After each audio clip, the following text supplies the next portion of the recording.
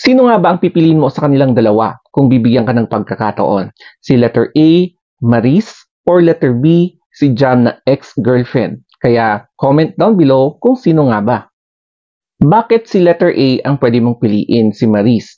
Kasi si Maris, nung nagka-work sila ni letter A, hindi niya na-realize or ayon sa kanyang depensa, hindi niya alam na sila pa ng ex-girlfriend ng letter A na yan, nakatrabaho niya.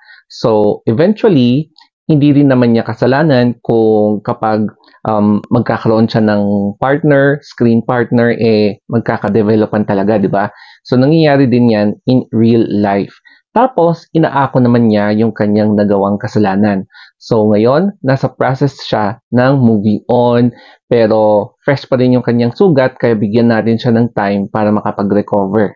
So, bakit mo rin pipiliin si letter B? So, siya yung ex-girlfriend